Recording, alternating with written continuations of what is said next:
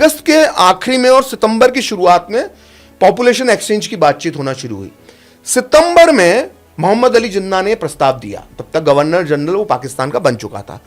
उसने कराची में एक प्रेस कॉन्फ्रेंस में कहा कि हिंसा नहीं रुक रही है, खासकर पंजाब में हिंसा नहीं रुक रही है। तो मुझे लगता है, और पंजाब से हिंसा बाकी इलाकों में भी फैल रही है, तो मुझे लगता है और मैं ऑफर देता हूं गवर्नमेंट ऑफ इंडिया को कि हमको सरकारी स्तर पर जनसंख्या की अदला बदली कर लेना चाहिए। तो अगले दिन नेहरू की प्रेस कॉन्फ्रेंस थी दिल्ली में। एक पत्रकार ने पूछा कि जिन्ना ने ऑफर दिया कि पॉपुलेशन एक्सचेंज कर देना चाहिए।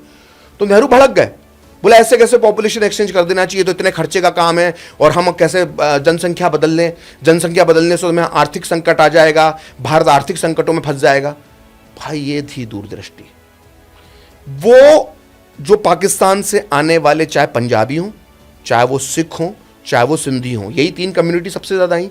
ये तीनों कम्युनिटी आज 2026 में हम जब बैठ के बात करते हैं तो भारत की अर्थव्यवस्था की बैकबोन है ये तीनों कम्युनिटी। बिल्कुल।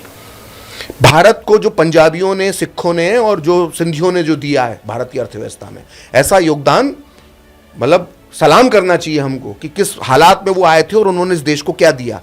तो वो बोझ बने आप पर कि आपके लिए असेट बने, लाभ हुआ ना। तो वहां से आने वाले लोगों ने सिर्फ भारत में योगदान दिया, और नेहरू कह रहे थे कि नहीं, इससे तो अर्थव्यवस्था बिगड़ जाएगी, बोझ आ जाएगा भारत पे। बोझ आया भारत पर, वो इसलिए कि 3.5 करोड़ मुसलमान जो आपने अपने पास रखे। आज मुझे कोई सांप्रदायिक बोले तो तथ्यों पे बात करें। देखिए, आपने, नेहरू ने क्या कहा कि हम पे आर्थिक बोझ आ जाएगा, जनसंख्या की अदला बदली करेंगे। अब मैं आपसे तर्क के एक एक करके हम तर्कों पे बात करते हैं। पहला तर्क, जो शरणार्थी यहां पर आए वो आपके लिए असेट बने, ठीक है, और आप कहते थे वो आ जाएंगे तो जनसंख्या बढ़ जाएगी। तो भाई साहब आए तो फिर भी ना, बिल्कुल। वहां पर इतना कत्लेआम हुआ कि वो धीरे धीरे धीरे धीरे करते करते आते गए, आज तक आ रहे हैं, आज तक आ रहे हैं, आज भी सुरक्षित नहीं है। वही हालत बांग्लादेश में है। यहां की जो जनसंख्या रह गई, जिसको भेजने की बात हो रही थी, यानी मुस्लिम जनसंख्या की, आज आप केंद्र सरकार की कोई नीति उठा लीजिए, लाभार्थी योजना, भारत में मुस्लिम पॉपुलेशन 2011 की जनसंख्या के हिसाब, जनगणना के हिसाब से 14% के आसपास है, करीब करीब, अगर मैं सही हूं तो।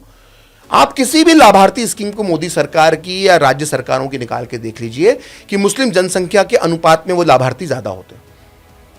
आज यूपी के अंदर कई जगहों पे कई ऐसे आंकड़े आते हैं कि 45% जो लाभार्थी गरीब लोगों के लिए जो स्कीम चलती है उसमें 40% मुस्लिम होते हैं। कई खास पॉकेट्स में, अलग अलग जिले में, यूपी में कई राज्यों की ये स्थिति है, ये करीब करीब आते हैं सामने आकर।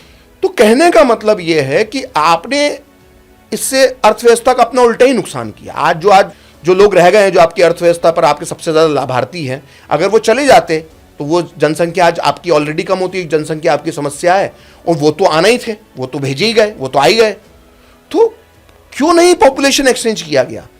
अगर भारत में ये जनसंख्या की अदला बदली भारत पाकिस्तान के बीच हो जाती तो निश्चित तौर पर भारत आज एक बहुत खुशहाल देश होता, सांप्रदायिक स्थिति भारत की बहुत अच्छी होती। एक प्रोफेसर हैं पाकिस्तान मूल के, बर्न यूनिवर्सिटी के अंदर पढ़ाते हैं, प्रोफेसर इश्तियाक अहमद, और पाकिस्तान के सर्वश्रेष्ठ इतिहासकारों में उनकी गणना होती है। तो उन्होंने भारत में आए थे, बेंगलोर में, उन्होंने कहा कि पाकिस्तान को शुक्रगुजार होना चाहिए नेहरू और गांधी जी का कि उन्होंने इतने सारे मुसलमान भारत में रोक लिए। अगर ये मुसलमान भारत में नहीं रोकते ये लोग, और ये 3.5 करोड़ जो उस समय थे, ये अगर पाकिस्तान चले जाते तो पाकिस्तान कोलैप्स कर जाता।